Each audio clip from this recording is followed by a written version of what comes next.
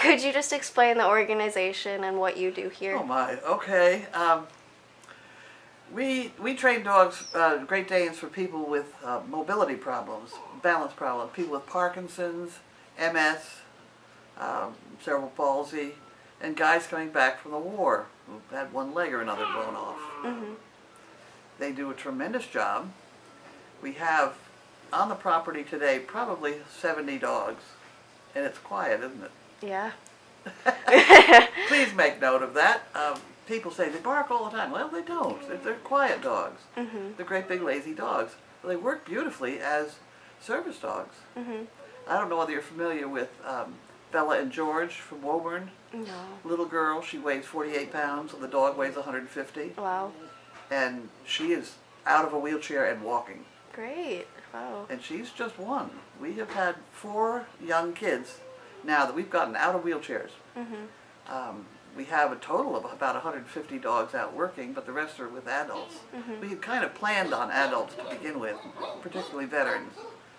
But we also give preference to veterans' families, which is how we ended up with these kids. Mm-hmm. And they're doing such a great job with the kids that now I'm thinking that we ought to breed just a little bit smaller dogs somewhere along the line. Mm-hmm.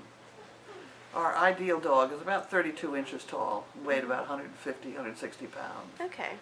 And how did you initially settle on Great Danes?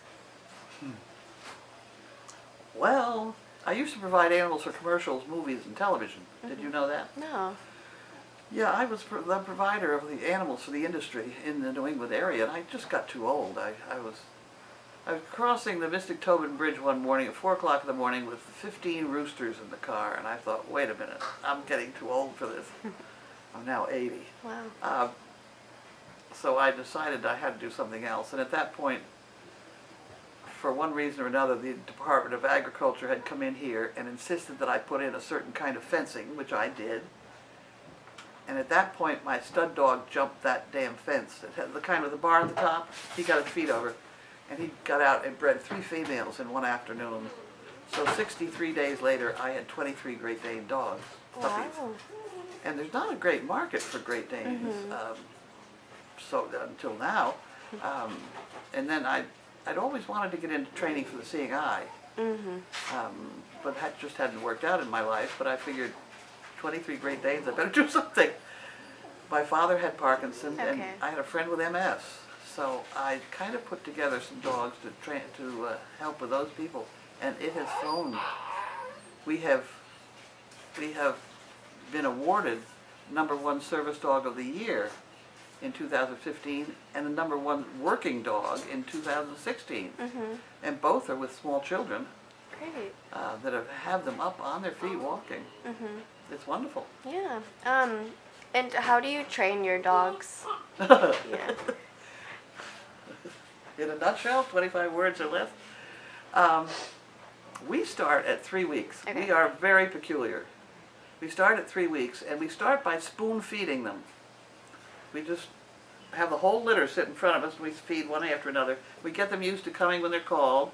We get them used to going back away and sitting and waiting. They're not jumping all over you. And they learn to concentrate on what you're doing.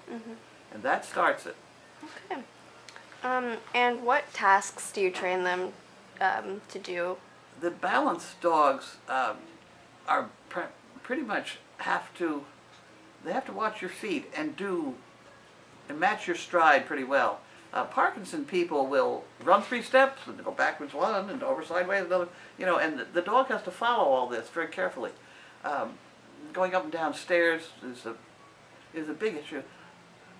One of the people that we gave a dog to, she had MS, and I took her out on a training run to the market, because that's where we train, that's where we teach people how to use the dogs. And we stepped up the curb to go into the market, and she broke into tears because she hadn't been able to get up the curb into the market in years because there was no handrail. and the dog was providing the handrail that she needed to get up a curb. You wouldn't believe some of the handicaps that people are up against. Yeah. And that certainly was one of them. It impressed me. But the dogs keep them going all sorts of places. We like to give our dogs to people who are going to be out in the community about 3 or 4 hours a day, if nothing more than walking through hospitals or nursing homes entertaining everybody else. We don't like sit home and do nothing. That's just not going to work for anybody. Right. And the dogs are good at it. They love it. Yeah. And about how many dogs have you placed since you started? We have placed 150 odd dogs. Okay. And that's since I started in 2003. I became a charity in 2003. Put out the first dogs in 2004. Mm-hmm.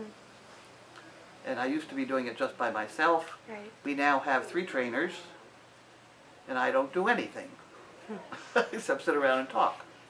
Okay. We donate our dogs 100% to people. They don't have to pay for them. Right. And the reason they don't have to pay, this is very strange. The general public was very interested because of these cameras. They're very interested in our entire project. They watch the dogs being born and all. And so I devised a method where they could go online and donate $10 a month to us. Mm-hmm.